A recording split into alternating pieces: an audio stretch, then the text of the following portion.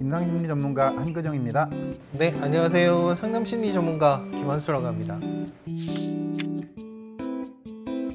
화하고 분노는 좀 다르게 봐야 되거든요. 그러니까 분노라는 면은 넘치고 지금 표출이 되었다라는 표현이라면, 화는 누구나 느낄 수 있고 어떤 상황에서 느껴지는 감정에 더 가깝다고 표현이 될 수 있을 것 같아요. 네, 그러니까 이제 감정에 대해서 표현을 함에 있어서 분노가 돼버리면 일단은 행동화가 조절이 안 되는 정도로 나와버리게 될 때 문제가 되는 거잖아요. 그러니까 화를 표출하고 내가 지금 화난 감정을 얘기하고 이런 부분은 네, 문제가 안 되죠. 그러니까 근데 화난 감정을 표현함에 있어서 예를 들면 소리를 지르거나 물건을 던지거나 누군가를 이제 폭력을 행사하거나 이럴 때 이제 분노 행동이라는 표현을 쓰잖아요. 이럴 때는 문제가 되지만, 내가 지금 어떤 상황에 대해서 화가 나 있다라는 거를 말로 표현하거나 이렇게 글로 쓰거나 어떤 전달을 좀 더 효율적으로 이렇게 한다면 그거는 분노까지를 표현하지 않는 것 같아요. 구분을 한다면. 그 일상적으로 쓰는 말 중에 분노 조절 장애라고 부르는 거는 진단명에는 없거든요. 구분 안 하고 다 터트리는 사람을 흔히 이제 분노 조절 장애라고 부르죠. 근데 말씀하시는 것처럼 해야 되는 상황인데도 못하고 찍어 누르고 참기만 하고 이러는 사람들도 일종의 장애라고 보지만, 그런 사람들은 눈에 보이지 않으니까 장애보다는 그냥 착한 사람이라고 불리겠죠? 분노가 가지는 순기능이 네. 자기를 보호하고 그쵸. 자기를 맞아요. 이렇게 돌보는 네.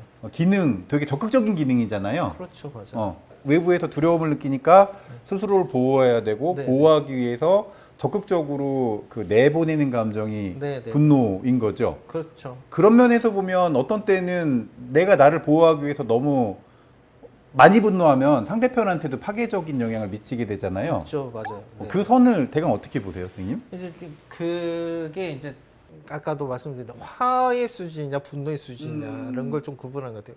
지금 내가 화가 났는데 의도가 뭐지? 내가 지금 화가 난 이유가 뭘까? 아까 말씀드린 이제 밑에 진짜 두려움일까? 아니면 뭔가 어떤 걸 해내기 위한 걸까? 이런 목적적인 부분, 의도를 좀 분석하는 것 같아요.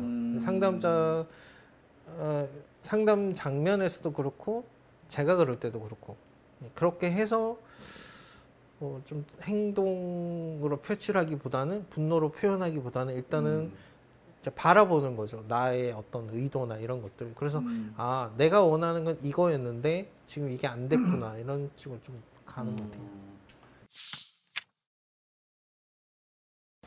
화가 나면 진짜 완전 딴 사람으로 돌변하는 사람들 있잖아요.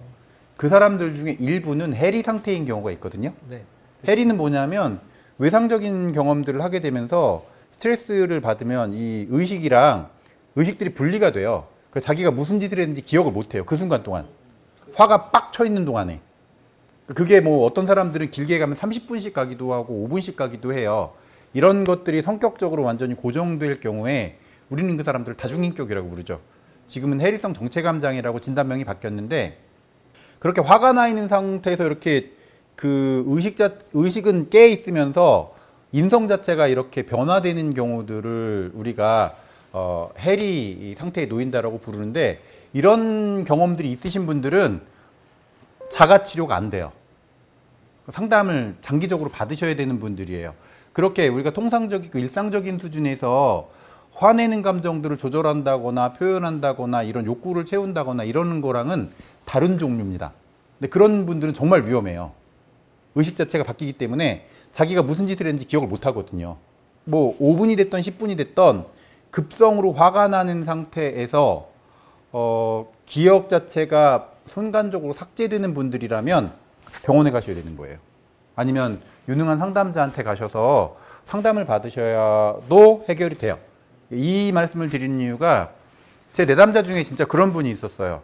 제 앞에 와서는 되게 얌전하고 조곤조곤 이야기하시는 분이었는데, 언제 이게 발동이 되느냐 하면 자기가 보호해야 되는 대상들이 공격을 당할 때, 그러니까 자기한테 직접적으로 공격을 할 때는 이게 발동이 안 되는데, 자기가 보호해야 되는 일행들이랑 술자리에 싸움이 붙은 적이 있어요.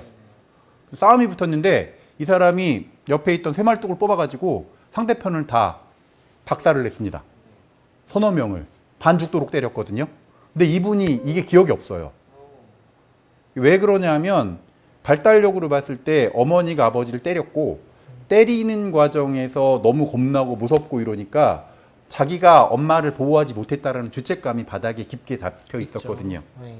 그러다 보니까 내가 보호해야 될 내 일행들을 상대편이 가해를 했다라고 생각이 드니까 뚜껑이 열린 거죠, 진짜로.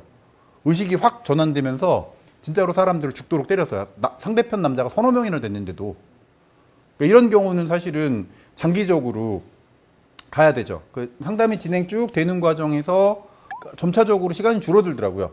처음엔 30분이었는데 10분, 5분 줄어들고 나중에는 오프되는 시간이. 네, 오프되는 시간이 줄어들더라고요. 정말 신기한 경험이었습니다. 상담자 입장에서도 점점 줄어들더니 어느 순간 되니까 담배 한 대 피우면서 저것들 어떻게 하지? 이러면서 줄어들더라고요. 근데 결국은 아까 말씀하신 것처럼 그 불안감들이 줄어들고 내가 이 사람들을 이 일종의 그 헐크처럼 혹은 지킬 박사와 하이디 씨처럼 이렇게 의식이 변경돼서 기억 못하는 수준까지 넘어가는 게 아니라 자기가 제어하고 있는 상태에서 내가 이들을 보호할 수 있다. 정신 차린 상태에서도.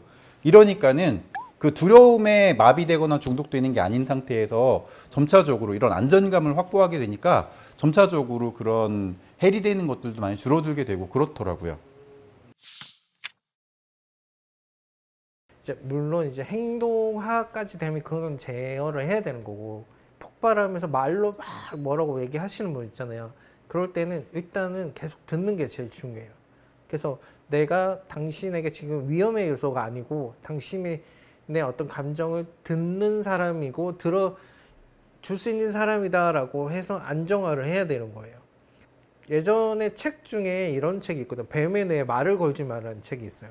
그러니까 파충류의 뇌 상태에 있는 사람의 경우에는 하지 마, 뭐 이렇게 너 왜 그러냐 이렇게 하는 자체가 공격이라고 또 해서 더 폭발하게 되거든요. 그래서 그게 아니라 일단 이걸 빼줘야 되는 거예요. 좀 이렇게 내려가게 좀 얘기가 듣는 거 역지사지의 마음으로 계속 들어주다 보면 이게 수위가 내려가요. 화의 수위가 내려가면 이제 이성이 올라오는 거죠. 그렇게 되면서 감정적인 게 아니라 이성적인 대화를 하게 되는 과정이 돼요. 그러니까 이거에서 말씀하신 대로 자리를 피해 주어서 스스로 감정을 이렇게 감소하게 만드는 것도 방법이 되고, 아니면 이 사람이 그래도 의지할 수 있는 사람, 좀 믿는 사람이 있다면 그 사람한테 계속 얘기를 하게 해서 좀 내려가게 만드는 것도 괜찮아요. 좀 염려되는 게 뭐냐면 한번 폭발하고 나면 이게 주체가 안 된다, 그렇지는 않아요. 그렇게 생각을 해버리게 되면 정당해지거든. 나는 폭발했으니까 이건 누가 받아줘야 돼, 이건 아니에요. 본인 스스로 그 자체를 자각하는 게 되게 중요해요. 내가 지금 화가 폭발했구나. 말씀하신 대로 해리가 됐다는 건 자각이 안 되는 거거든요. 본인이 일단 전두엽이 셧다운이 되고 이 변형계 중에 이 편도체가 막 활동하는 거기 때문에 빨리 깨우는 게 중요한 거죠. 이 생각이라고 하는 이 전두엽을 이렇게 빨리 깨워줘야 되거든요. 그럴 때 이제 필요한 게 뭐냐면 천천히 누군가와의 대화, 얘기를 할 수 있게 만들어 주는 게 중요한 거예요. 때로는 눈물도 흘리잖아요. 화가 나면 진짜 울거든요. 그러면 그 우는 것도 계속 받아줘야 되는 거예요. 당사자가 조절을 해야 되는 경우는 그렇고, 만약에 분노에 중독돼 있고 그것들 행동화까지 가는 사람이 주변에 있다면 혹시나 싶어서 드리는 말씀이지만 그 자리를 벗어나야 될 수도 있습니다. 연인 관계, 남자든 여자든 불문하고 상대편이 공격적이고 때리고 부수고 이러는 사람들이라면 말이 안 통해요. 그렇기 때문에 그런 경우는 자리를 떠날 수 있다면 피해야 될 때도 그게 가장 중요한 부분이 될 수도 있습니다. 안전이 가장 중요하잖아요. 또 이제 예외적인 경우가, 예를 들어 경계선 인격 장애라든지 분리되는 거에서 되게 두려워하는 사람들은 벗어나지도 못하게 해요. 벗어나고 헤어지는 걸 곧 죽음이라고 생각하기 때문에 못 벗어나게 만드는 경우들도 있습니다.